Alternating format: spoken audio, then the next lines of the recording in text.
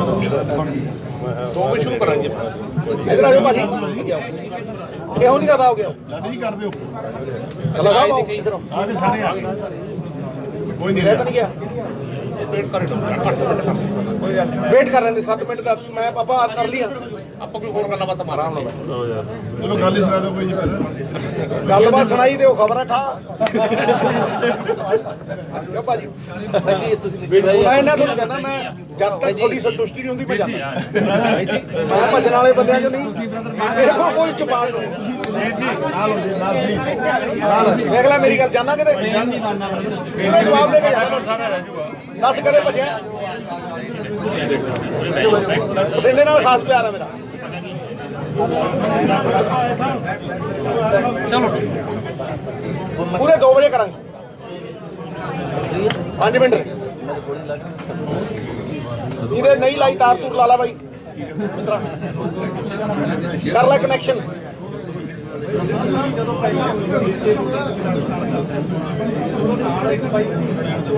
ਕੌਣ ਇਸ ਤਰ੍ਹਾਂ ਛੋਟੇ ਭਾਈ ਕਿ ਉਹ ਹਰੇਕ ਘਰ 'ਚ ਜਾ ਰਿਹਾ ਜਿੱਦਣ ਮੇਰੇ ਘਰੇ ਆਊਗਾ ਉਧਰ ਉੱਥੇ ਵੀ ਕਰਾਂਗੇ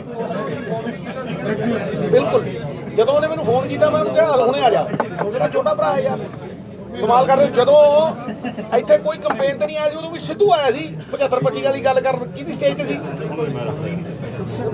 ਮੈਡਮ ਨੂੰ ਲਿਖੀ ਜਦੋਂ ਚਿੱਠੀ ਸਭ ਤੋਂ ਵੱਧ ਤਾਰੀਫ ਕਿਹਦੀ ਕੀਤੀ ਉਹਦਾ ਪ੍ਰਸ਼ਾਂਤ ਕਿਸ਼ੋਰ ਜੀ ਨੇ ਹੁਣ ਵੀ ਫਿਰ ਚਲੋ ਮੇਰੀ ਕੀਤੀ ਨਾ ਕੀਤੀ ਗੱਲ she is fine she is better and you know she was in a very precarious situation gall bladder ਉਹਦੀ ਇਨਫੈਕਸ਼ਨ ਸੀ ਉਹ ਕਈ ਵਾਰ ਨਾ ਬਰਸਟ ਕਰ ਜਾਂਦਾ ਛੋਟੀ ਭੈਣ ਉਹ ਫਿਰ ਪੋਇਜ਼ਨ ਸਾਰਾ ਸਟੋਨ ਸੀ ਇਸ ਦੌਰਾਨ it was a big any surgery which lasts 3 hours is the major surgery so they had to crush it and pull out the gall bladder it took about 3.5 hours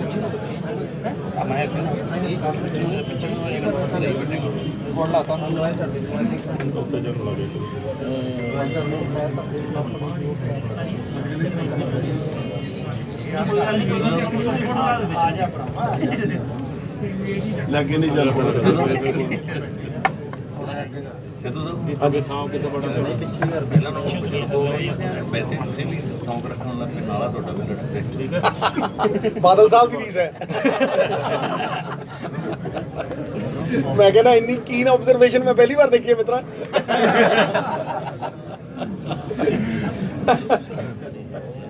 Badal ਸਾਹਿਬ ਜਾਤ ਬਹੁਤ ਕਰਦੇ ਨੇ ਦੇਖੋ ਹੁਣ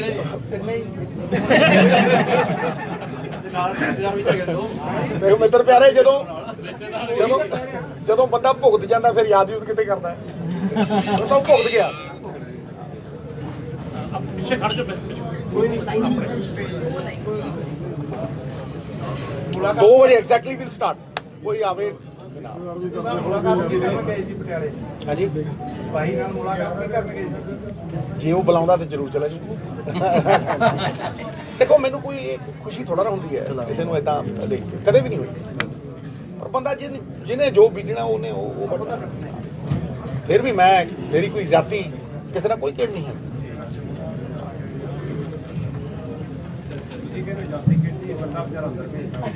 ਮੈਂ ਭੇਜਿਆ ਗੁਰੂ ਨੇ ਭੇਜਿਆ ਮਿੱਤਰਾ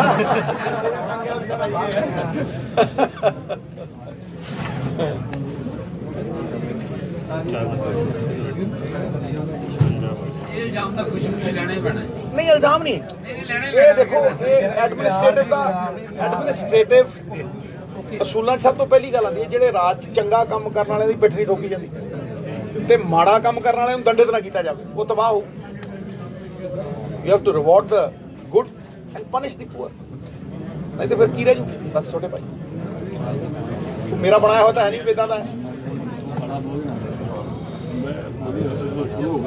ਸਾਰਾ ਉਹ ਚੱਕ ਮੈਂ ਪੁਆਇੰਟ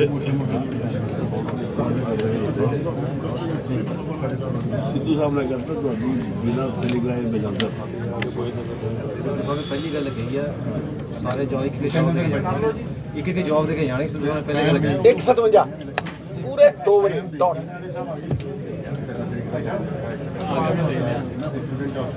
ਟਾਈਮ ਦੇ ਕੇ ਤੂੰ ਨਹੀਂ ਚੱਕਿਆ ਫੋਨ 3 ਮਿੰਟ ਮੈਂ ਕਿਹਾ ਸਿੱਧੂ ਸਾਹਿਬ ਤੁਹਾਡੇ ਸਾਡਾ ਭਰਾ ਪੁਰਾਣਾ ਡੱਲਾ ਸਾਹਿਬ, ਮੈਂ ਕਿਹਾ ਅੰਮ੍ਰਿਤਸਰ ਸੱਦ ਲਿਆ ਤੇ ਮੁੜ ਕੇ ਫੋਨ ਨਹੀਂ ਕੀਤਾ। ਇਹਨਾਂ ਨੇ ਹਾਂਜੀ, ਜਦੋਂ ਮੈਂ ਹਸਪੀਟਲ ਰਿਹਾ ਸੀ ਇਹਨਾਂ ਨੂੰ ਹੁਣ ਪਤਾ ਨਹੀਂ। ਮਹਾਰਾਜ ਤੁਸੀਂ ਤੇ ਫੇਰ ਵੱਡੇ ਵੱਡੇ, ਮੇਰਾ ਨਹੀਂ ਚੱਕਦੇ ਫੋਨ। ਉਹ ਸੱਚ ਬੜਾ ਸੌਖਾ ਹੈ, ਜਦੋਂ ਫੋਨ ਕਰੋ ਡਲਾ ਸਾਹਿਬ ਫੋਨ ਨਹੀਂ ਚੱਕ, ਮੈਂ ਸ਼ੋਅ ਕਰ ਰਿਹਾ ਸੀ। ਡੱਲਾ ਸਾਹਿਬ ਅਸੀਂ ਤਾਂ ਹੀ ਡੱਲਾ ਸਾਹਿਬ ਬੜਾ ਸੌਖਾ ਸ਼ੋਅ ਕਰ, ਅੱਛਾ ਭਾਜੀ ਠੀਕ ਹੈ ਭਾਈ ਕਰੋ ਕਰੋ। ਅੱਛਾ ਕਈ ਵਾਰ ਸ਼ੋਅ ਚੱਲਦਾ ਹੁੰਦਾ, ਉਹਦੇ ਵਿੱਚੋਂ ਹੀ ਪ੍ਰੈਸ ਕਰ ਦਿੰਦੇ ਆ ਵੀ ਤੁਸੀਂ ਸੁਣ ਲਓ ਸ਼ੋਅ, ਨਾਲ ਦੇਖੀ ਜਾਓ, ਮੈਂ ਜਵਾਬ ਨਹੀਂ ਦੇ ਸਕਦਾ ਪਰ ਮੈਂ ਸ਼ੋਅ ਕਰ ਰਿਹਾ। ਉਹ ਇਹ ਕਿ ਵਧੀਆ ਬੰਦਾ ਹੈ।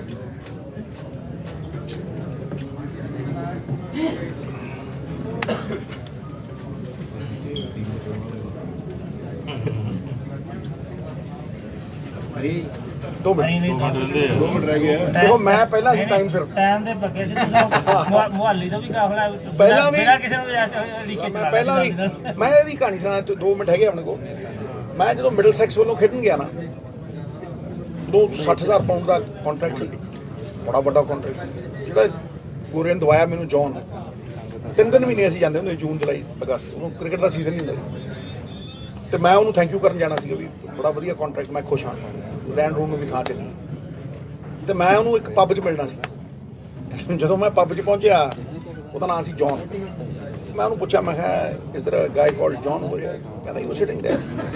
ਮੈਂ ਜਾ ਕੇ ਟੇਬਲ ਦੇ ਉੱਤੇ ਕਾਗਜ਼ ਪਏ, ਮੈਂ 2 ਮਿੰਟ ਲੇਟ ਸੀ। ਟੇਬਲ ਦੇ ਉੱਤੇ ਕਾਗਜ਼ ਲਗਾਏ, learn to respect other people's time, I am going. ਪੂਰੇ ਡਾਟ ਟਾਈਮ ਦੇ ਉੱਤੇ ਲਿਖ ਕੇ ਪਾਰ ਗਿਆ। ਮੈਂ ਕਿਹਾ ਯਾਰ ਮੇਰੇ ਤਾਂ ਪਾਉਂਡ ਵੀ ਗਏ ਨਾਲ ਹੀ ਹੋਣੇ। ਫਿਰ ਉਹਨੂੰ ਮੈਂ ਮਨਾਉਂਦਾ ਰਿਹਾ, ਬਟ ਉੱਥੋਂ ਇੰਨਾ ਕੁ ਸਿੱਖਿਆ ਕਿ ਕਿਸੇ ਦੇ ਟਾਈਮ ਦੀ ਰਿਸਪੈਕਟ ਹੋਣੀ ਚਾਹੀਦੀ ਹੈ ਬੰਦੇ ਨੂੰ। ਕੋਈ ਐਮਰਜੈਂਸੀ ਆ ਜਾਏ, ਕੋਈ ਐਕਸੀਡੈਂਟ ਹੋ ਜਾਏ, ਉਹ ਗੱਲ ਵੱਖਰੀ ਹੈ, ਲੇਕਿਨ you have to respect other people's time. ਇਹ ਮੈਂ ਇੰਗਲੈਂਡ ਸਿੱਖਿਆ, ਮਿਡਲ ਸੈਕਸ 1981। ਉਹ ਕਾਉਂਟੀ ਖੇਡਦੇ ਹੁੰਦੇ।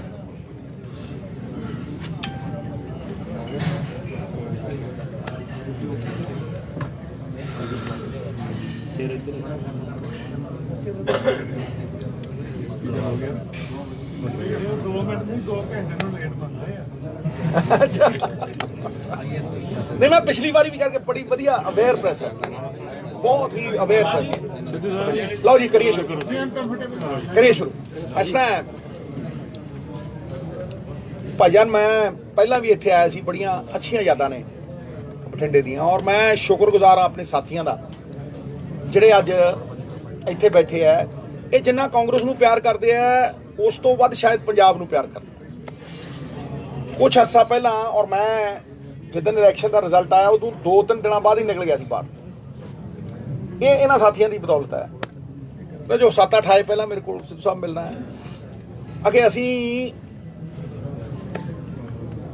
ਅੱਗੇ ਵਧਣਾ ਚਾਹੁੰਦੇ ਹਾਂ। ਕਾਂਗਰਸ ਹਾਰੀ ਹੈ ਪਰ ਮਰੀ ਨਹੀਂ, ਇਹ ਇਹਨਾਂ ਦਾ ਡਾਇਲੋਗ ਹੈ। ਇਹਨਾਂ ਚੋਂ 2-4 ਬੰਦਿਆਂ ਨੇ ਮੈਨੂੰ ਕਿਹਾ ਸੀ, ਤੇ ਵਧੀਆ ਅੱਗੇ। ਮੈਂ ਇਹਨਾਂ ਨੂੰ ਕਿਹਾ, ਮੈਂ ਕਿਹਾ ਵੀ ਮੁੱਦਿਆਂ ਦੀ ਪਹਿਰੇਦਾਰੀ ਕਰੀਏ। ਜਿਹੜਾ ਲਾਈਕ ਮਾਈਂਡਡ ਆਦਮੀ ਮੁੱਦਿਆਂ ਦੀ ਪਹਿਰੇਦਾਰੀ ਕਰਨਾ ਚਾਹੁੰਦਾ ਹੈ, ਮੈਨੂੰ ਬੁਲਾਉਣਾ ਚਾਹੁੰਦਾ, ਮੈਂ ਉੱਥੇ ਆਊਂ, ਤੁਸੀਂ ਮੇਰੇ ਕੋਲ ਆਓ, ਆਪਾਂ ਪੰਜਾਬ ਦੇ ਲੋਕਾਂ ਦੇ ਪ੍ਰੋਬਲਮ ਦੇ ਮਸਲਿਆਂ ਦੇ ਹੱਲ ਦੇ, ਔਰ ਉਹਦੇ ਲਈ ਇੱਕ ਬੜੀ ਹੀ ਕੰਸਟਰਕਟਿਵ ਆਪੋਜੀਸ਼ਨ ਦਾ ਰੋਲ ਪਲੇ ਕਰੀ। ਸਰਕਾਰ ਨੂੰ ਅਕਾਊਂਟੇਬਲ ਬਣਾਈਏ, ਔਰ ਇੱਕ ਟਰਾਂਸਪੇਰੈਂਟ ਤਰੀਕੇ ਦੇ ਨਾਲ ਉਹਨਾਂ ਨੂੰ ਕਹੀਏ ਵੀ ਦੱਸੋ ਭਾਈ, ਜੇ ਪੰਜਾਬ ਦੇ ਲੋਕ ਤੁਹਾਡੇ ਹਿੱਸੇਦਾਰ ਨੇ, ਭਾਗੀਦਾਰ ਨੇ, ਤੇ ਤੁਸੀਂ ਉਹਨਾਂ ਨੂੰ ਦੱਸੋ ਆਹ ਮੁੱਦੇ ਨੇ। ਅੱਜ ਵੀ ਮੈਂ ਬੜੇ 2 ਅਹਿਮ ਮੁੱਦਿਆਂ ਦੇ ਉੱਤੇ ਤੁਹਾਡੇ ਨਾਲ ਗੱਲ ਕਰਨਾ ਆ, ਬਹੁਤ 2 ਅਹਿਮ ਮੁੱਦਿਆਂ, ਔਰ ਆਗਾਹ ਕਰਨਾ ਆ ਕਿ ਸਾਡੀ ਵਿੱਤੀ ਜਿਹੜੀ ਹਾਲਤ ਹੈ ਉਹਦੇ ਉੱਤੇ ਸਵਾਲ ਉੱਠ ਰਹੇ ਨੇ।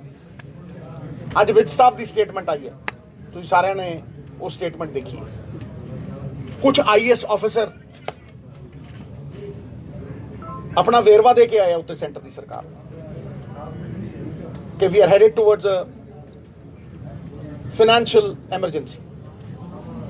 ਇਹ ਸਾਰਾ ਕੁਝ ਠੀਕ ਹੈ, ਲੇਕਿਨ ਪੰਜਾਬ ਦੇ ਵਿੱਚ ਇਹਨਾਂ ਗੱਲਾਂ ਚੋਂ ਹੱਲ ਨਿਕਲਦੇ, ਔਰ ਮੈਂ ਹਮੇਸ਼ਾ ਪ੍ਰੋਬਲਮਸ ਨਾਲੋਂ ਜ਼ਿਆਦਾ ਹੱਲਾਂ ਦੀ ਗੱਲ ਕੀਤੀ कि देयर इज अ सोल्यूशन, हर मुश्किल का हल होता है आज नहीं तो कल। मैं आज भी उसे कंस्ट्रक्टिव ओपोजिशन का रोल अदा कर रहा, मेरे साथी उदों वध कर रहे हैं कि जिन्हें ने ਇਹ ਸ਼ਾਇਦ ਮੇਰੇ ਰੋਲ ਨਾਲੋਂ ਇਹਨਾਂ ਦਾ ਵੱਡਾ ਰੋਲ ਹੈ। ਆਂਦੇ ਸਾਰ ਮੈਨੂੰ 4 ਬੰਦਿਆਂ ਨੇ ਕਿਹਾ, ਮੈਂ ਉਹ ਵੀ ਤਾਰੀਫ ਕਰਨਾ ਚਾਹੁੰਦਾ। ਆਪੋਜੀਸ਼ਨ ਦਾ ਮਤਲਬ ਇਹ ਨਹੀਂ ਵੀ ਹਰੇਕ ਨੂੰ ਗਾਲਾਂ ਕੱਢੀ ਜਾਓ। ਆਂਦੇ ਸਾਰ ਇੱਥੇ ਲੋਕਾਂ ਨੇ ਕਿਹਾ ਕਿ ਜੀ ਅਸੀਂ 4.5 ਘੰਟੇ 'ਚ ਪਹੁੰਚਦੇ ਹੁੰਦੇ ਬਠਿੰਡੇ, ਅੱਜ 2 'ਚ ਪਹੁੰਚ ਗਏ। ਮੈਂ ਰਿਅਲਾਈਜ਼ ਕੀਤਾ ਵੀ 4.5 ਘੰਟੇ 'ਚ ਪਹੁੰਚਦੇ ਹੁੰਦੇ ਬਠਿੰਡੇ, ਤੇ ਅੱਜ ਅਸੀਂ ਵੀ ਪੌਣੇ 2 ਘੰਟੇ 'ਚ। ਹਰ ਬੰਦਾ ਸਰਪ੍ਰਾਈਜ਼ਡ ਹੈ ਯਾਰ ਵੀ ਅਸੀਂ 4 ਘੰਟੇ ਪਹੁੰਚਦੇ ਹੁੰਦੇ, ਅੱਜ 2 ਘੰਟੇ ਪਹਿਲਾਂ ਕਿਵੇਂ ਪਹੁੰਚ ਗਏ। ਇਹ ਜਿਹੜੇ ਹਾਈਵੇ ਬਣਾਏ ਆ ਗਡਕਰੀ ਸਾਹਿਬ ਨੇ, ਦੇ ਨੀਡ ਟੂ ਬੀ ਕੰਪਲੀਮੈਂਟਡ। ਪਹਿਲੀ ਗੱਲ, ਇਹ ਜ਼ਰੂਰੀ ਨਹੀਂ ਹੈ ਕਿ ਜੇ ਕੋਈ ਆਪੋਜੀਸ਼ਨ 'ਚ ਹੋਵੇ ਤੇ ਉਹਨੂੰ ਨਿੰਦੀ ਜਾਓ। ਆਈ ਮਸਟ ਕੰਪਲੀਮੈਂਟ ਕਿ ਉਹਨਾਂ ਨੇ ਜ਼ਿੰਦਗੀ ਬਿਹਤਰ ਬਣਾਉਣ ਦੇ ਲਈ, ਔਰ ਮੈਂ ਇਹ ਗੱਲ ਦੇਖੋ ਕਿੱਦਾਂ ਨਿਕਲੀ ਹੈ, ਇੱਕ ਟਰੈਵਲ 'ਚ ਨਿਕਲੀ। ਜਦੋਂ ਤੁਸੀਂ ਸੱਤਾ ਹਾਸਲ ਕਰਨ ਲਈ ਝੂਠ ਬੋਲ ਦਿੰਦੇ ਹੋ ਕਿ ਜੀ ਮੈਂ ਕੁਝ ਵੀ ਬੋਲ ਦਿਆਂ ਬਸ ਸੱਤਾ ਮਿਲ ਜੇ ਮੈਨੂੰ, ਉਹ ਗਲਤ ਹੈ। ਲੇਕਿਨ ਜਦੋਂ ਤੁਸੀਂ ਕੁਝ ਐਸਾ ਕਰਦੇ ਹੋ ਕਿ ਪੰਜਾਬ ਦੇ ਲੋਕਾਂ ਦੀ ਔਰ ਦੁਨੀਆ ਦੇ ਲੋਕਾਂ ਦੀ ਜ਼ਿੰਦਗੀ ਬਦਲਦੀ ਹੈ, ਇਹ ਜ਼ਿੰਦਗੀ ਬਦਲੀ ਕਿ ਨਹੀਂ? 2.5 ਘੰਟੇ ਬਚੇ ਸਾਹਿਬ, ਤਾਂ ਮੈਂ ਤਾਰੀਫ ਕਰਦਾ। ਲੇਕਿਨ ਅੱਜ ਕੁਝ ਵਾਅਦੇ ਐਸੇ ਹੋਏ ਨੇ ਜਿਹੜੇ ਕਿ blatant going back on your word of honour, blatant betrayal of Punjab. ਮੈਂ 2 ਗੱਲਾਂ ਵੱਲ ਤੁਹਾਡਾ ਧਿਆਨ ਆਕਰਸ਼ਿਤ ਕਰਨਾ ਚਾਹੁੰਦਾ। ਇੱਕ, ਸਾਡੀ ਫਾਈਨੈਂਸ਼ੀਅਲ ਪੋਜੀਸ਼ਨ, ਸਾਡੀ ਵਿਗੜਦੀ ਵਿੱਤੀ ਹਾਲਤ, ਉਹਨਾਂ ਦੇ ਵਿੱਚ ਇੱਕ ਫ੍ਰੀ ਬੀਜ਼ ਜਿਹੜੀਆਂ ਨੇ ਇਹ ਕਿਤੇ ਪੰਜਾਬ ਨੂੰ ਦਿਵਾਲੀਆ ਨਾ ਕਰ ਦੇ। ਇਹ ਚਿੰਤਾ ਹਰੇਕ ਦੀ ਜਾਇਜ਼ ਹੈ। ਔਰ ਦੂਸਰਾ, ਬਿਜਲੀ ਮਾਫ ਕਰਨਾ, ਤੁਸੀਂ ਜਦੋਂ ਇਲੈਕਸ਼ਨ ਤੋਂ ਪਹਿਲਾਂ ਸੱਤਾ ਹਾਸਲ ਕਰਨ ਦੇ ਲਈ ਇੱਥੇ ਆਏ ਸੀ, ਤੁਸੀਂ ਅਨਾਉਂਸਮੈਂਟ ਸਾਰਿਆਂ ਜੋਗੀ ਕੀਤੀ ਸੀ ਬਿਜਲੀ ਦੀ। ਤੁਸੀਂ ਕਿਸੇ ਨੂੰ ਡੀਮਾਰਕੇਟ ਕਰਕੇ ਨਹੀਂ ਕਿਹਾ ਤੁਸੀਂ ਸਾਡੇ ਨਾਲੋਂ ਬਿਹਤਰ ਆਪਸ਼ਨ ਕਿਵੇਂ ਬਣੇ, ਕਿਉਂਕਿ ਐਸਸੀ ਭਾਈਚਾਰੇ ਨੂੰ, ਐਸਟੀ ਭਾਈਚਾਰੇ ਨੂੰ, ਫਰੀडम ਫਾਈਟਰਸ ਨੂੰ ਅਸੀਂ ਵੀ 200 ਯੂਨਿਟ ਫਰੀ ਦਿੰਦੇ ਸੀ।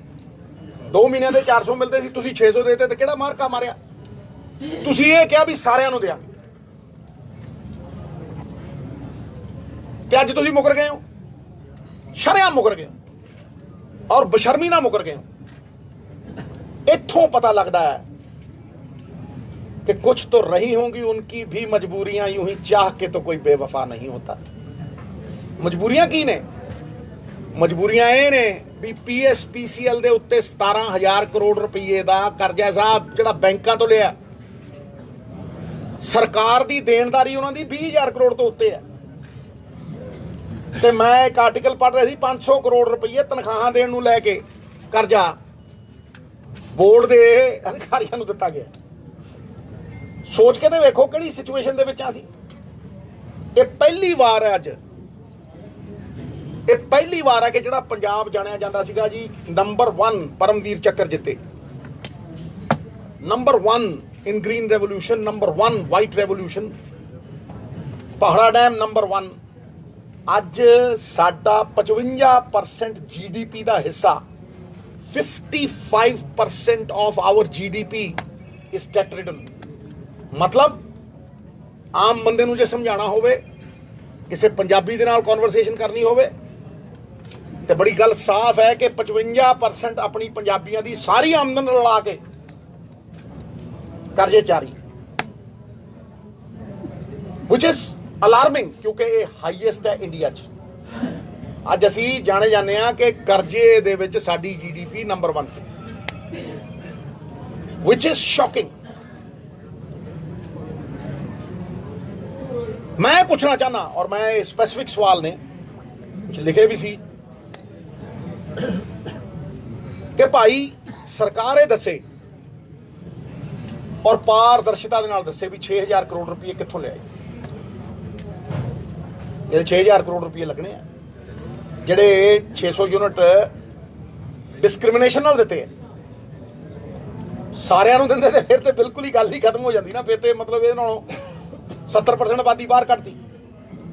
की तुसी कोई पॉलिसी बनाई सी जिहदी कोई बजटरी एलोकेशन? मैं रोंदा रहा पहले दिन तो और कहता रहा पुछो पैसे कित्थों आए, दसो ਤੁਸੀਂ ਕੋਈ ਪਾਲਿਸੀ ਇਹ ਜੀ ਤੈਅ ਕੀਤੀ ਸੀ ਇਹ ਅਨਾਉਂਸਮੈਂਟ ਕਰਨ ਤੋਂ ਪਹਿਲਾਂ ਜਿਹਦੇ 'ਚ ਤੁਹਾਡੀ ਉਹ ਪਾਲਿਸੀ ਦੇ ਵਿੱਚ ਬਜਟਰੀ ਐਲੋਕੇਸ਼ਨ ਹੋਵੇ ਔਰ ਬਜਟਰੀ ਐਲੋਕੇਸ਼ਨ ਕਿੱਥੋਂ ਆਣੀ ਹੈ ਉਹਦਾ ਕੋਈ ਵੇਰਵਾ ਹੋਵੇ?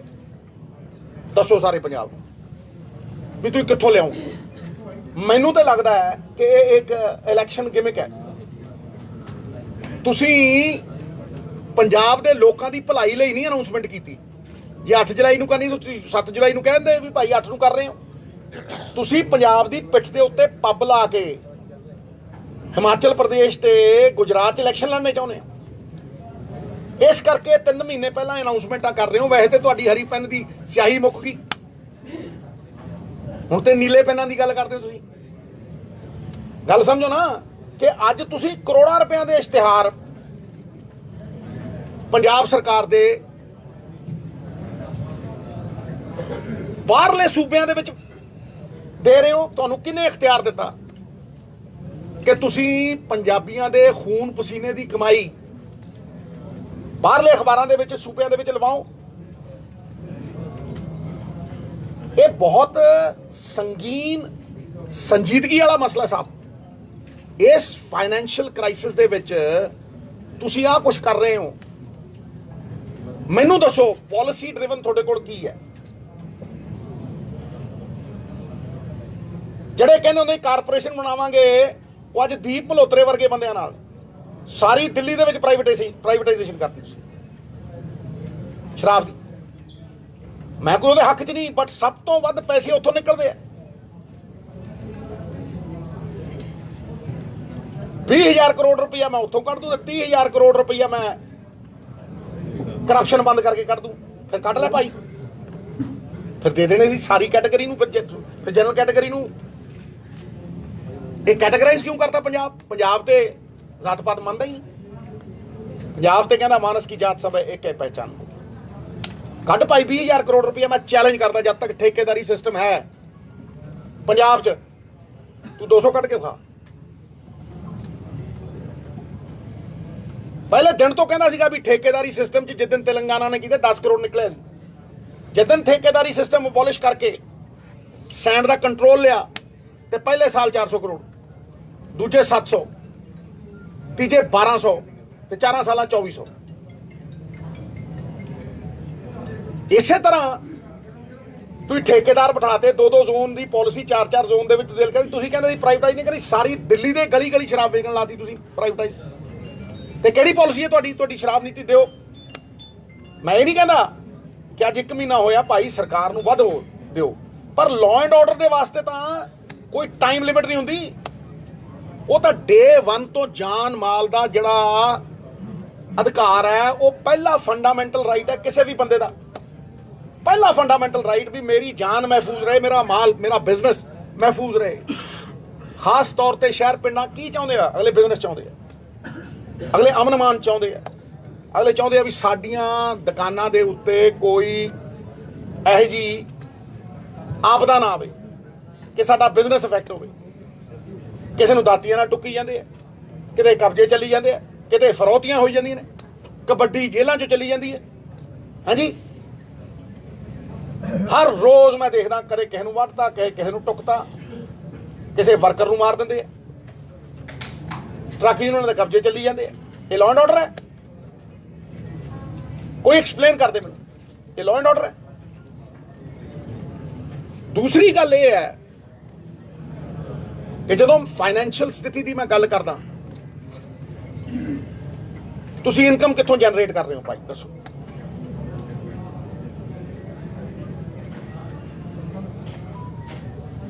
ਕਿਉਂਕਿ ਤੁਸੀਂ ਇਲੈਕਸ਼ਨ ਤੋਂ ਪਹਿਲਾਂ ਤਾਂ ਇਹ ਕਿਹਾ ਨਹੀਂ। ਤੁਸੀਂ ਤਾਂ ਕਿਹਾ ਪਹਿਲੇ ਦਿਨ 24 ਘੰਟੇ ਬਰਗਾੜੀ,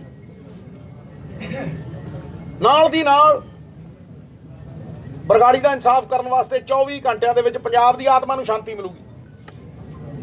ਕਿਹਾ ਨਹੀਂ ਕਿਹਾ ਨੇ? ਹਾਂਜੀ।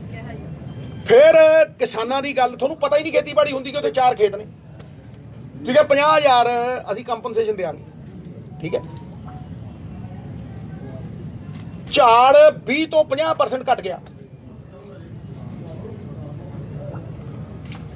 ਨੰਬਰ 1। ਨੰਬਰ 2, ਇਹ ਸਾਡੀ ਕਿਸਮਤ ਚੰਗੀ ਹੈ ਕਿ ਝਾੜ ਘਟਣ ਦੇ ਬਾਵਜੂਦ ਅੱਜ ਇੰਟਰਨੈਸ਼ਨਲ ਮਾਰਕੀਟ ਦੇ ਵਿੱਚ ਯੂਕਰੇਨ ਤੇ ਰਸ਼ੀਆ ਦੀ ਵਾਰ ਦੇ ਕਰਕੇ ਕਣਕ ਦੀ ਇੰਨੀ ਸ਼ਾਰਟੇਜ ਹੈ ਕਿ ਸਾਰਾ ਵਰਲਡ ਕਣਕ ਖਰੀਦਣ ਨੂੰ ਤਿਆਰ ਹੈ। ਭਾਵੇਂ ਦਾਣਾ ਛੋਟਾ ਹੈ ਪਰ ਕਣਕ ਅੱਜ ਵੀ 3500 ਤੋਂ 4000 ਦੀ ਵਿਕਦੀ ਹੈ। ਦੱਸੋ ਤੁਸੀਂ ਕਿੱਥੇ ਭਾਗੀਦਾਰ ਬਣਾਇਆ, ਕਿੱਥੇ ਹਿੱਸੇਦਾਰ ਬਣਾਇਆ ਕਿਸਾਨ ਨੂੰ? 8 ਵਾਰ ਮੈਂ ਕਿਹਾ ਫੇਰ ਮੀਟਿੰਗ ਕੀਤੀ ਹੈ, ਠੀਕ ਹੈ, ਕਿੱਥੇ ਹਿੱਸੇਦਾਰ ਬਣਾਇਆ ਬਾਈ? 500 ਰੁਪਏ ਮਿਨੀਮਮ ਬੋਨਸ ਹੋਣਾ ਚਾਹੀਦਾ। ਤੁਸੀਂ 1500 ਕਮਾਉਨੇ ਹੋ। ਈਜਿਪਟ ਦੇ ਨਾਲ 18000 ਕਰੋੜ ਰੁਪਏ ਦਾ ਕੰਟਰੈਕਟ ਸਾਈਨ ਕੀਤਾ ਹੈ ਅਡਾਨੀ ਸਾਹਿਬ, ਤੇ ਹਰਿਆਣਾ ਕਹਿੰਦਾ ਸਾਰਾ ਚਕਾ ਦਿਓ ਜੀ ਉਹਨਾਂ ਨੂੰ। ਉਹ ਸਟੋਰੇਜ ਕਰਦਾ, ਉਹਨੂੰ maximum support price, I am categorically saying it, maximum support price ਦਿੱਤੀ ਜਾਂਦੀ ਹੈ। What is maximum support price? ਕਿ ਭਾਈ ਤੂੰ 15% ਸਟੋਰੇਜ ਕਰ ਲੈ, ਤੈਨੂੰ 100% ਦਾ ਕਿਰਾਇਆ ਦਿਆਂਗੇ। ਦੱਸੋ ਹਨੇਰ FCI ਦੇ ਗੋਡਾਊਨਾਂ ਦੇ ਵਿੱਚ ਸਟੋਰੇਜ ਹੈ, ਤੂੰ 15% ਸਟੋਰੇਜ ਕਰ, ਤੈਨੂੰ 100% ਦਾ ਕਿਰਾਇਆ ਪੱਕਾ, ਤੇ ਕਿਸਾਨ ਨੂੰ minimum support price. This is the irony of the situation. ਤੁਸੀਂ ਕਿਸਾਨ ਦੀ MSP 9% ਵਧਾਈ, ਡੀਜ਼ਲ ਦੇ ਰੇਟ 100% ਵਧਾਤੇ 40 ਤੋਂ 93, ਤੇ ਤੁਸੀਂ 4 ਸਾਲਾਂ ਦੇ ਵਿੱਚ MSP 160 ਰੁਪਏ ਵਧਾਈ 40 ਰੁਪਏ। DAP ਦੀ ਖਾਦ ਨਕਲੀ ਮਿਲਦੀ ਹੈ ਅਸਲੀ ਲਿਫਾਫਿਆਂ 'ਚ, ਤੁਸੀਂ ਰੇਟ ਦੁੱਗਣੇ ਕਰਤੇ, 2 ਰੁਪਏ ਦੇ ਕੇ 20 ਖੋਲੇ। ਇਹ ਇਨਸਾਫ ਹੈ? ਐਟਲੀਸਟ ਅੱਜ ਇੰਨਾ ਤਾਂ ਕਰੋ ਯਾਰ ਵੀ ਉਹਨੂੰ 500 ਰੁਪਏ ਦਿਓ ਜੇ ਤੁਸੀਂ 1500 ਕਮਾ ਰਹੇ। ਜੇ ਤੁਸੀਂ ਮਾਰਕੀਟ ਦਾ ਫਾਇਦਾ ਨਹੀਂ ਉਠਾਉਣਾ ਚਾਹੁੰਦੇ ਤੇ ਭਾਈ ਬਾਰਡਰ ਪਾਰ ਸਾਡੀ ਕਣਕ ਜਾਣ ਦਿਓ, ਨਾ ਜਾਣ ਦਿਓ ਬੰਦਾ ਭਾਈ, ਲਾ ਲਓ ਸਕੈਨਰ। 35 ਦੇਸ਼ ਨੇ, ਏਸ਼ੀਆ ਦੀ ਸਭ ਤੋਂ ਵੱਡੀ ਮੰਡੀ ਸੀ। 2000 ਦੀ ਕਣਕ 3500 ਦੀ ਵਿਕੂ, ਉੱਤੇ 4000 ਦੀ, 3000 ਦੀ ਬਾਸਮਤੀ ਸਾਹਿਬ, 7000 ਦੀ, 5 ਰੁਪਏ ਦਾ ਮਟਰ, 50 ਦਾ, 25 ਰੁਪਏ ਦਾ ਅਦਰਕ, 150 ਦਾ, 55 ਰੁਪਏ ਦਾ ਦੁੱਧ, 150 ਦਾ। ਦੱਸੋ ਇਹ ਜੀ ਕਿਹੜੀ ਦੁਨੀਆ ਦੀ ਮਾਰਕੀਟ ਹੈ ਸਾਹਿਬ? ਲੇਕਿਨ ਤੁਸੀਂ ਸਾਡਾ ਸਮਾਨ ਚੱਕਦੇ ਹੋ 2100 ਕਿਲੋਮੀਟਰ ਅਡਾਨੀ ਸਾਹਿਬ ਦੇ ਪੋਰਟ ਤੇ ਲੈ ਜਾਂਦੇ, 2100 ਕਿਲੋਮੀਟਰ, 22 ਕਿਲੋਮੀਟਰ ਦਾ ਰਸਤਾ ਹੀ ਪੜ,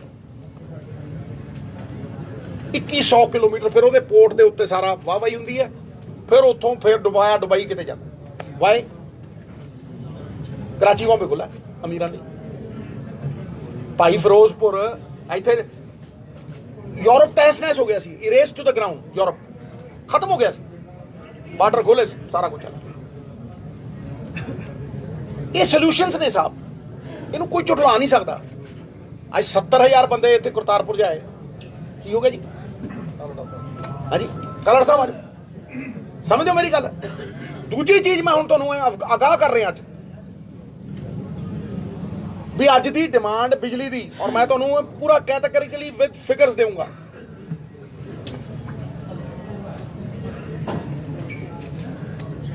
ਅੱਜ 7500 ਦੀ ਡਿਮਾਂਡ ਚੱਲਦੀ ਹੈ ਸਾਹਿਬ, ਤੇ ਕੱਟ ਦੇਖ ਲਓ, ਪੁੱਛ ਲਓ ਪਿੰਡਾਂ ਦੇ ਵਿੱਚ ਕੱਟ ਕਿੰਨੇ ਲੱਗੇ ਆ, ਸ਼ਹਿਰਾਂ 'ਚ ਲੱਗਣ ਲੱਗੇ ਛੋਟੀ ਭੈਣ। ਹੁਣ ਤੁਸੀਂ ਇਮੇਜਿਨ ਕਰੋ ਕਿ 7500 ਦੀ ਡਿਮਾਂਡ ਦੇ ਉੱਤੇ ਸ਼ਹਿਰਾਂ 'ਚ ਕੱਟ ਲੱਗੀ ਜਾਂਦੇ ਆ, ਥਰਮਲ ਪਲਾਂਟ ਥ੍ਰੈਟ ਕਰੀ ਜਾਂਦੇ ਆ, ਜਿਹੜਾ ਰੇਟ ਹੈ ਉਹਦੇ ਨਾਲ ਵੱਧ ਮੰਗੀ ਜਾਂਦੇ ਆ। ਮੈਂ ਕੈਟੇਗੋਰੀਕਲੀ ਪੁੱਛਣਾ ਚਾਹਨਾ ਦੂਜਾ ਸਵਾਲ ਕਿ ਭਾਈ what is the government doing to ensure that the thermal plants will not back out when we need them the most? कोई penalty clause लाया? कोई भी penalty clause है? And what are you doing to ensure the proper supply of coal? Cola 30 दिनों का mandatory है, आज 8 दिनों का रह गया।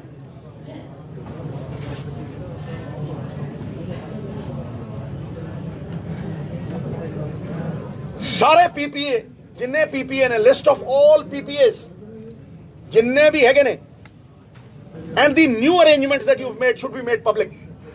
दसो तुम किन्ने दी बिजली खरीदो भाई, मेक इट पब्लिक। तुम तो कहते सी सारे सुनते सी, सानू दिओ जी सरकार, ताइयां फसलां ते MSP था, ਸਾਨੂੰ ਦਿਓ ਸਰਕਾਰ, ਪਹਿਲੇ ਦਿਨ ਹੀ PPA ਰੱਦ, ਕੌਣ ਰੋਕਦਾ? ਮੈਂ ਕਹਿੰਦਾ ਲਿਸਟ ਪਬਲਿਕ ਨੂੰ ਦੱਸੋ। ਦੂਸਰੀ ਗੱਲ, ਕੀ ਤੁਸੀਂ ਰੀਨੈਗੋਸ਼ੀਏਟ ਕਰ ਰਹੇ ਹੋ? Are you renegotiating? ਮੈਂ ਪੜ੍ਹਿਆ ਲਿਖਿਆ ਬੰਦਾ, ਮੈਨੂੰ ਪਤਾ ਹੈ ਕਿ ਜੇ ਕੰਟਰੈਕਟ ਵਨ ਸਾਈਡਡ ਹੋਵੇ, how do you do it? Tariff order ਦਿਓ। ਚੰਨੀ ਸਰਕਾਰ ਵੇਲੇ ਮੈਂ ਜਾ ਕੇ ਛੋਟੇ ਭਾਈ ਤੋਂ, ਚੰਨੀ ਤੋਂ ਕਹਿ ਕੇ ਕਿ ਪਬਲਿਕ ਇੰਟਰਸਟ ਦੇ ਵਿੱਚ ਟੈਰਿਫ ਆਰਡਰ ਕੱਢ।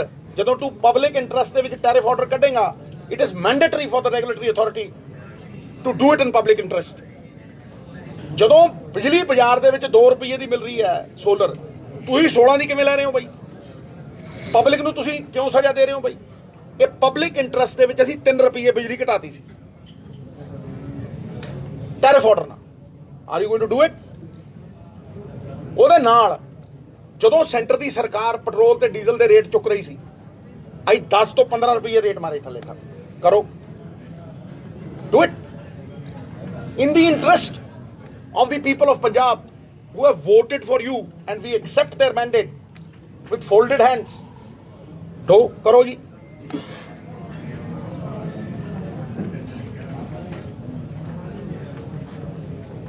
ਦੱਸੋ ਜੀ ਤੁਸੀਂ ਕੀ ਰੀਨੈਗੋਸ਼ੀਏਸ਼ਨ ਕੀਤੀ ਹੈ? ਔਰ ਮੈਂ ਅਖੀਰ ਦੇ ਵਿੱਚ ਕਹਿਣਾ ਕਿ ਜਿਹੜਾ ਪੁਸ਼ਵਾਰਾ ਕੋਲ ਮਾਈਨ ਹੈ, ਪਥਵਾੜਾ ਜੀ, ਹਾਂ ਪਥਵਾੜਾ, ਕੋਈ ਪੁਸ਼ਵਾਰਾ ਕਹਿੰਦਾ, ਕੋਈ ਪਥਵਾਰਾ, ਇਹ ਠੀਕ ਹੈ ਜੀ, ਇਹਨਾਂ ਦਾ ਬਿਲਕੁਲ ਠੀਕ ਹੈ। ਪਸ਼ਵਾਰਾ ਜਿਹੜੀ ਕੋਲ ਮਾਈਨ ਹੈ, ਉਹ ਅੱਜ ਭਾਜੀ ਤੁਹਾਡੀ ਇਨਫੋਰਮੇਸ਼ਨ ਦੇ ਲਈ ਉਹ ਇੱਕ ਪ੍ਰਾਈਵੇਟ ਕੰਪਨੀ ਨੇ ਖੁਲਵਾਈ ਹੈ, ਕਿਸੇ ਪੰਜਾਬ ਸਰਕਾਰ ਨੇ ਨਹੀਂ ਖੁਲਵਾਈ। ਕਿਉਂ ਬਈ? ਜਦੋਂ ਕੋਲਾ ਤੁਹਾਡਾ ਆ ਨਹੀਂ ਰਿਹਾ, ਇਹਦਾ ਮਤਲਬ ਉਹ ਗੱਲਾਂ ਸੱਚੀਆਂ ਨੇ ਵੀ ਤੁਸੀਂ ਚਾਹੁੰਦੇ ਨਹੀਂ ਉਹ ਖੁੱਲੇ। ਤੁਸੀਂ ਚਾਹੁੰਦੇ ਹੋ ਤੁਸੀਂ ਮਹਿੰਗਾ ਕੋਲਾ ਲਾਓ, ਅੱਟੀਆਂ ਸੱਟੀਆਂ। I'm not casting aspersions, but you need to prevent and prepare rather than repent and repair. Are we always going to be repenting and repairing? Bhai, when is the ਪੁਸ਼ਵਾਰਾ ਕੋਲ ਮਾਈਨ ਸਟਾਰਟਿੰਗ? ਮੈਨੂੰ ਲੱਗਦਾ 4 ਮਹੀਨੇ ਲੱਗਣਗੇ। ਇਸ ਕਰਕੇ ਜੇ 4 ਮਹੀਨੇ ਲੱਗਣਗੇ ਤੇ ਮਹੀਨੇ 2 ਬਾਅਦ 16,000 ਮੈਗਾਵਾਟ ਡਿਮਾਂਡ ਹੈ, ਝੋਨਾ ਲੱਗੂ। ਤੇ ਦੱਸੋ ਕੀ ਪ੍ਰਬੰਧ ਹੈ ਤੁਹਾਡਾ? Do you have any arrangements? ਲੋਕਾਂ ਨੂੰ ਅਵੇਅਰ ਕਰੋ। ਕਿਉਂ ਨਹੀਂ ਜੀ ਅਵੇਅਰ ਕਰਦੇ ਅਸੀਂ?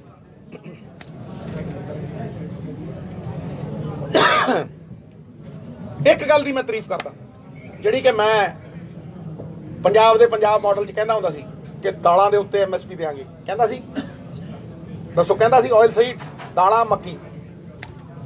ਅੱਜ ਚੀਫ ਮਿਨਿਸਟਰ ਨੇ ਮੰਨ ਲਿਆ ਵੀ ਦਿੱਲੀ ਨਹੀਂ, ਅਸੀਂ ਪੰਜਾਬ ਮਾਡਲ ਤੇ ਹੀ ਚੱਲਦੇ ਹਾਂ। ਉਹ ਕਹਿੰਦਾ ਮੱਕੀ ਤੇ ਦੇਾਂਗੇ, ਬੜੀ ਵਧੀਆ ਗੱਲ ਹੈ। ਤੇ ਮੂੰਗੀ ਦੀ ਦਾਲ ਤੇ ਦੇਾਂਗੇ, ਬੜੀ ਵਧੀਆ ਗੱਲ ਹੈ। ਡਾਈਵਰਸਿਫਿਕੇਸ਼ਨ ਦਾ ਇੱਕ ਬਹੁਤ ਹੀ ਵਧੀਆ ਤਰੀਕਾ ਹੈ। ਕੋਈ ਇਹ ਮਤਲਬ ਠੇਕਾ ਥੋੜਾ ਲਿਆ ਕ੍ਰਿਟਿਸਾਈਜ਼ ਕਰਨ ਦਾ। ਜਿਹੜੀ ਗੱਲ ਚੰਗੀ ਹੈ ਭਾਈ, ਕ੍ਰੈਡਿਟ ਤੇਰਾ, ਇਤਿਹਾਸ ਤੇਰਾ, ਤਾਕਤ ਤੇਰੀ, ਲੋਕਾਂ ਨੇ ਦਿੱਤੀ, ਲਾ ਜੈ ਜੈਕਾਰ ਕਰ। ਵੀ ਕੈਨੋਟ ਅਫੋਰਡ ਟਿਊਬਵੈਲਸ ਐਨੀ ਮੋਰ।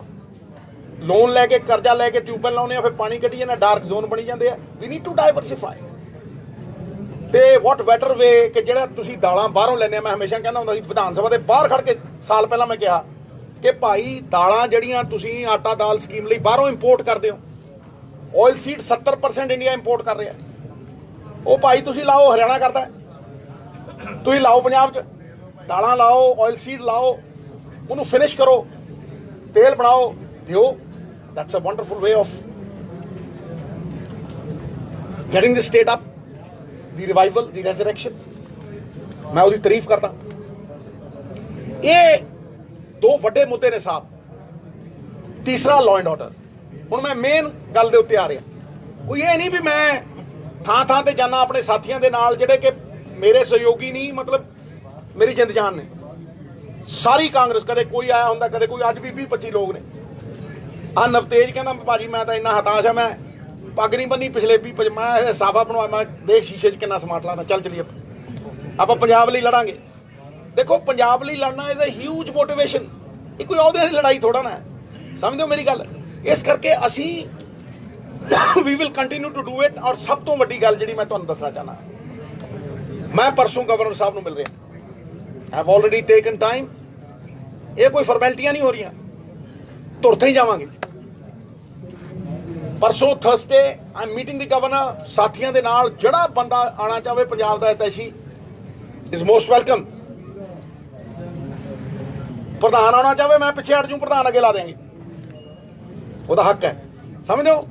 ਮੈਂ ਗਵਰਨਰ ਸਾਹਿਬ ਨੂੰ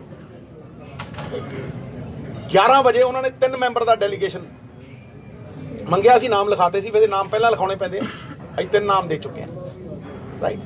11 ਵਜੇ ਅਸੀਂ ਜਾਵਾਂਗੇ ਉੱਥੇ। ਜਿਹੜਾ ਬੰਦਾ, ਨਾ ਮੈਂ ਕਦੇ ਪ੍ਰੈਸ ਤੋਂ ਭੱਜਿਆ, ਨਾ ਮੈਂ ਬੰਦ ਕਮਰਿਆਂ ਦੇ ਵਿੱਚ ਕੋਟ ਪੈਂਟ ਪਾ ਕੇ ਗੱਲਾਂ ਕਰਦਾ, ਮੈਂ ਤਾਂ ਸ਼ਰੇਆਮ ਸਾਰਿਆਂ ਦੇ ਸਾਹਮਣੇ ਗੱਲ ਕਰਦਾ, ਔਰ ਜਵਾਬਦੇਹੀ ਹੋਣ ਦੀ ਤਾਕਤ ਹੈ ਮੇਰੇ 'ਚ, ਮੋਰਲ ਅਥਾਰਟੀ ਹੈ ਮੇਰੇ 'ਚ।